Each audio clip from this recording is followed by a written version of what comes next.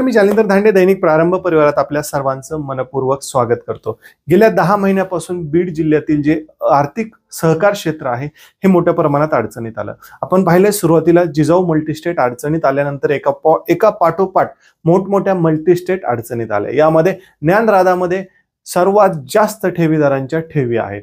आपण पाहतोय ज्ञानराधाचे आकडे जसजसे छापे पडतायत, जसा तपास जातोय तसतसे त्यांची प्रॉपर्टी किती मोठ्या प्रमाणात आहे हे सर्वांसमोर येताना दिसतंय। याच अनुषंगाने आता ईडीची छापेमारी सुद्धा आता सुरू झालेली आहे। सुरुवातीला ईडीने जी छापेमारी केली त्यामध्ये मोठ्या प्रमाणात जी माहिती ज्ञानराधामधली होती ती त्यांनी कलेक्ट केली आहे।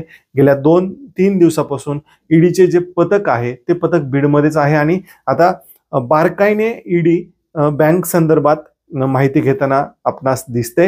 विशेष म्हणजे यामध्ये जे छोटे ठेवीदार आहेत त्या छोट्या ठेवीदारांना ईडीची कारवाई दिलासादायक जरी असली तरी मात्र ज्यांनी काळं धन म्हणजे जो 2 नंबरचा पैसा आहे तो 15%, 16%, 18% व्याजदराने ज्ञानराधामध्ये ठेवला होता ते ठेवीदार मात्र अडचणीत येणार आहेत।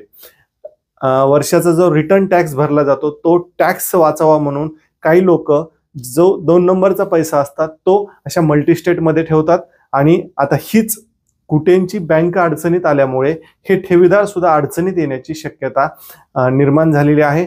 आता ज्ञानराधामध्ये एकूण किती ठेवी आहेत, ठेवीदारांच्या रकमा किती आहेत याची सर्व माहिती आता ईडी तपासताना सुद्धा दिसते। आपण पाहतोय गेल्या 3 दिवसापासून बीडमध्ये हे पथक दाखल झालेलं आहे आणि हे पथक संबंधित यंत्रणेकडून याची बारकाईने माहिती सुद्धा घेताना दिसते। यामुळे ज्याचे 2 नंबरचे पैसे होते यांचे धाबे मात्र दणाणलेले आहेत। एकूण आता ही रक्कम बँकेत आहे, सॉरी मल्टीस्टेट म्हणता येईल आपल्याला, या मल्टीस्टेट मध्ये आहे। या मल्टीस्टेट मध्ये जी रक्कम ठेवलेली आहे ही कुठून आली याचा पूर्ण हिशोब आता 2 नंबर ज्यांचे पैसे आहेत त्या ठेवीदारांना द्यावे लागणार आहेत। तर दुसरीकडे मात्र जे छोटे ठेवीदार आहेत त्यांना मात्र ह्या प्रोसेसमुळे काहीतरी दिलासा मिळेल असंही दिसतंय, कारण की ईडीची छापेमारी होत असल्यामुळे ही प्रोसेस कुठेतरी आता वेगवान होईल आणि ज्या प्रॉपर्टी आहेत त्या प्रॉपर्ट्या सील करून त्या प्रॉपर्टीचा लिलाव होईल आणि तो लिलाव झाल्यानंतर मात्र ठेवीदारांचे जे पैसे आहेत ते त्यांना मिळतील। परंतु एकीकडे छोट्या ठेवीदारांसाठी ही दिलासादायक वृत्त जरी असलं तरी मात्र ज्यांचे 2 नंबरचे पैसे आहेत त्यांच्यासाठी मात्र हे वृत्त धाकधूक वाढवणार आहे।